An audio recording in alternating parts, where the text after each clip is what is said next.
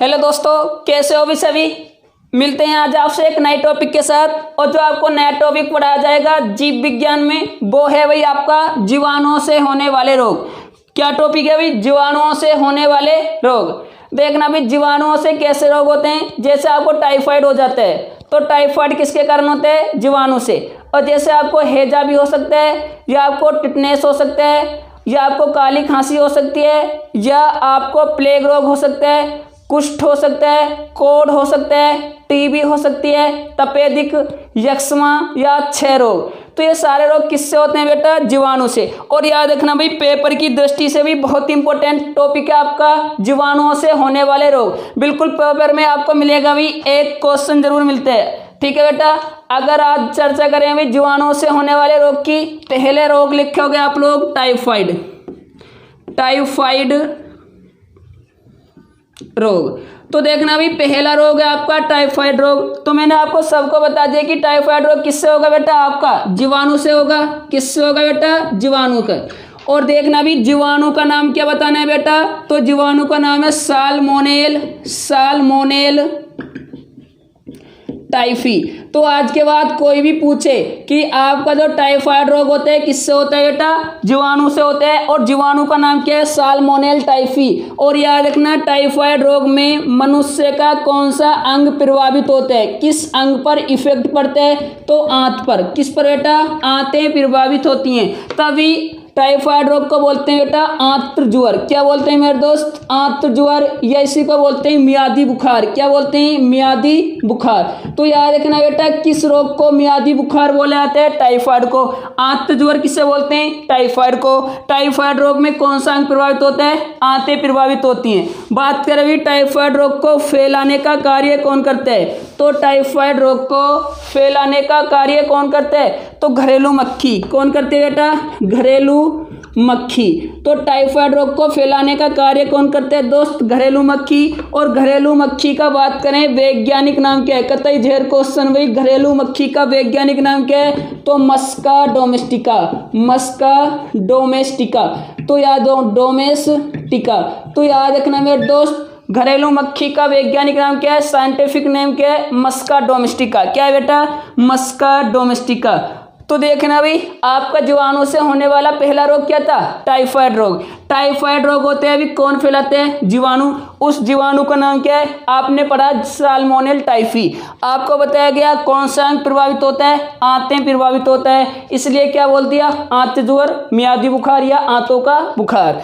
देखना भी आगे, कौन फैलाते हैं इसे? घरेलू मक्खी फैलाती है। घरेलू मक्खी का वैज्ञानिक नाम क्या है? मस्का डोमेस्टिका। क्या है मेरे दोस्त? मस्का डोमेस्टिका। तो उम्मीद करते हैं दोस्त आपको समझ आया होगा। अगर बढ़े आगे दूसरे रोग की तरफ, तो जो आपका दूसरा रोग है मेरे दोस्त, वो है भाई आपका हैजा रोग। कौन सा बेटा? हैजा रोग। हैजा रोग। तो देखना भी, हैजा रोग भी सीधी सी बात है, हैजा रोग भी किससे होगा बेटा? जीवाणु से होगा। किससे होगा? रसगुल्लो, जीवाणु से। अब मैं बात करूं, रसगुल्लो जीवाणु का नाम क्या है? तो देखना भी, हैजा के जीवाणु का नाम क्या है मेरे दोस्त? तो विब्रियो कोलोरी। Vibrio cholerae. तो याद रखना भी, हैजा के जीवाणु का नाम क्या बताना है बेटा? Vibrio cholerae. क्या है बेटा? Vibrio cholerae. और याद रखना, हैजा रोग में भी अंग कौन सा प्रभावित होता है? किस अंग पर इफेक्ट पड़ता है? तो मेरे दोस्त आंतों पर। कौन सा अंग? आंत।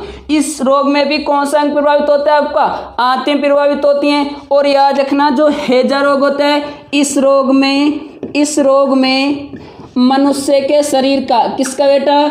मनुष्य के शरीर का निर्जलीकरण हो जाता है। क्या हो जाता है? निर्जलीकरण। तो याद रखना भी, किस रोग में मनुष्य के शरीर का निर्जलीकरण हो जाता है? हैजा रोग में, अर्थात उल्टी हो जाती हैं। और याद रखना, हैजा के रोगी को, किसको बेटा? हैजा रोग का जो रोगी है, हैजा के रोगी को रोकथाम के लिए, या हैजा की रोकथाम के लिए रोगी को, किसको बेटा? रोगी को ORS का घोल दिया जाता है। किसका घोल दिया जाता है मेरे दोस्त? ORS का घोल। और याद रखना, ORS कहाँ मिलेगा भी? आपको मिलेगा 1 रुपए की पर्ची से। ठीक है।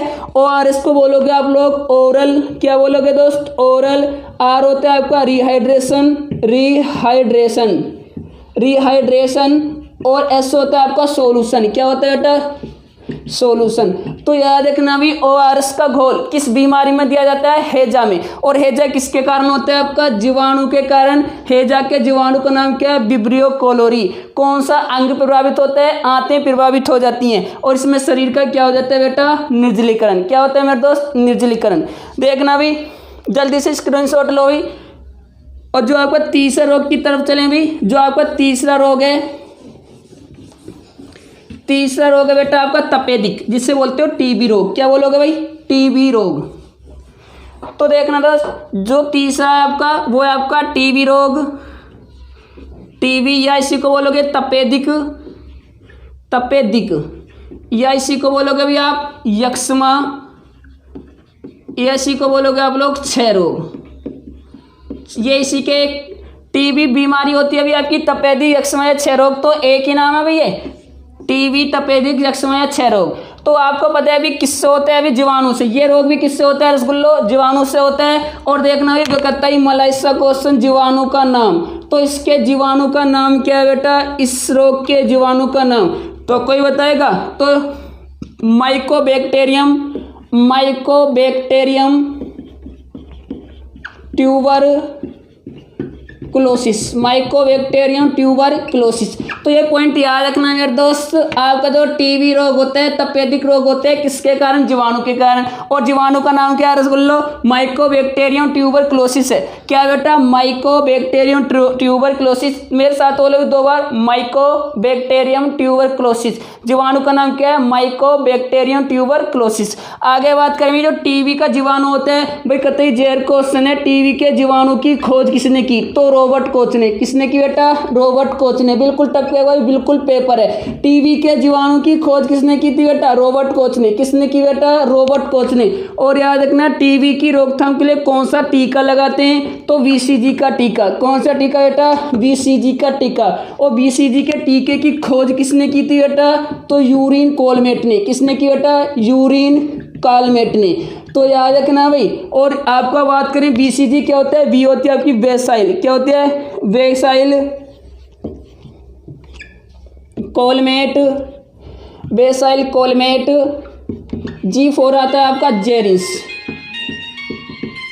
क्या होता है बेटा? जेरिस।